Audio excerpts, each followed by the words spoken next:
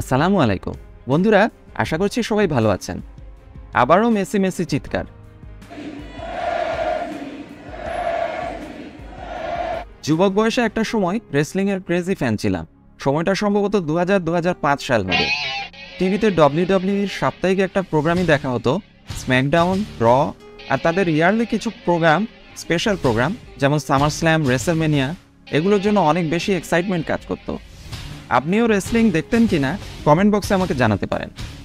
আপনি হয়তো ভাবছেন ফুটবলের আলোচনায় রেসলিং নিয়ে এলাম কেন?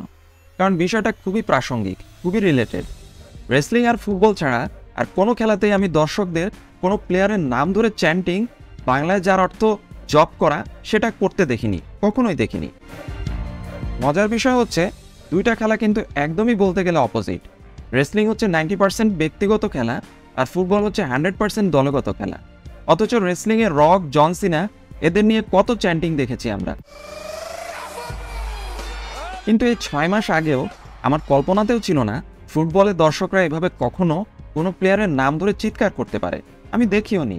আমি স্টেডিয়ামে দেখেছি, গ্যালারিতে দেখেছি, দর্শকরা সবসময় একটা ক্লাব অথবা একটা দল নিয়ে চিৎকার চেঁচামেচি করে, তার নামে স্লোগান দেয়। কিন্তু একটা স্পেশাল এবং গ্রেটেস্ট প্লেয়ার অন আর্থ মেসিকে নিয়ে হাজার হাজার দর্শকের এমন কাতরতা, এমন হাহাকার, এর কী জবাব হতে পারে? এর সাথে কিসের তুলনা হতে পারে? পৃথিবীতে অন্য কোনো প্লেয়ারকে নিয়ে আপনি কখনো এমন লক্ষ লক্ষ দর্শকের স্লোগান, গগনবিদারী আর্তনাদ দেখেছেন? কিংবা এভাবে হাত জোড় করে ফিরে আসার জন্য কান্না করতে দেখেছেন? আসলে মেসি মানেই ইতিহাস। 7 বার ব্যালন ডিওর জয়ী, নিন্দুকের মুখে চুনকালি মেখে বিশ্বকাপটাও দাপিয়ে জয়, বুক চিতিয়ে লুই ভ্যান গালের চোখে চোখ রেখে রিকেলমের অপমানের প্রতিশোধ, আবার অপরাধ না করেও মাল্টিবিলিয়নিয়ার ক্লাব পিএসজির কাছে ক্ষমা প্রার্থনা, যা এক কথায় মেসি সুলভ অসাধারণ ড্রিবলিং। এই লোকটা যে একজন এলিয়েন তা তার কার্যকলাপেই প্রমাণ হয়। সেই মেসি কি লা লিগায় খেলেন? উত্তর না। 2021 সালেই তিনি পিএসজি চলে গেছেন। সেই মেসি কি বার্সেলোনায় এবার খেলেছেন? উত্তর না, কারণ তিনি আর বার্সেলোনার প্লেয়ার নন। তাহলে বার্সার লিগ শিরোপা জয়ের উৎসবে মেসি মেসি চিৎকার কেন? ইভেন বার্সার লিগ ম্যাচগুলোতেও মেসি মেসি চিৎকারে প্রকম্পিত ছিল ন্যু ক্যাম্প। একসময় বার্সার ডুব ছিল। মেসিকে তাড়িয়ে দেওয়ার মতো ধৃষ্টতা, নিষ্ঠুরতা, নির্বুদ্ধিতা দেখিয়েছিলেন হুয়ান লাপোর্তা। কেউ এটা কল্পনাও করেনি। 20 বছরের সম্পর্ক ভেঙে চুরে মেসি অনিচ্ছায় চোখের জলে ক্লাব ছেড়েছিলেন।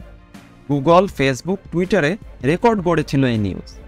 ডুবন্ত বার্সাকে বাঁচাতে এসওএস করে জাভিকে এনেছিল এই বার্সা ফ্যানবেজ। লাপোর্তা কথা রেখেছিলেন।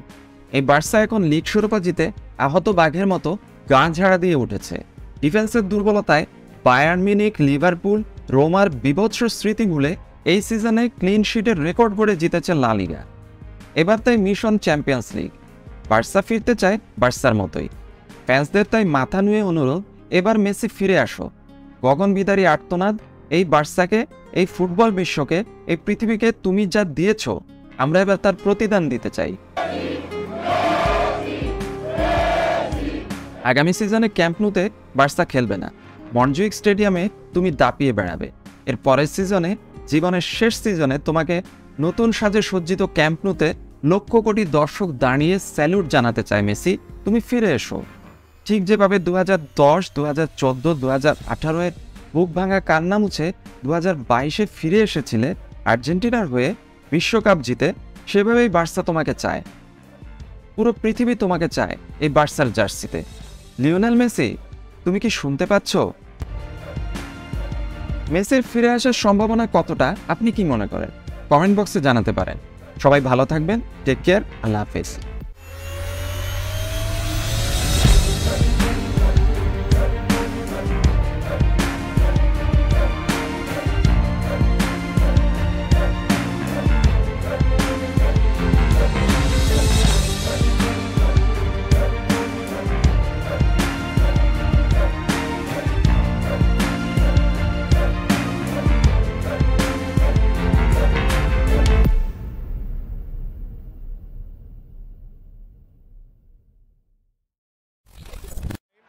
Messi.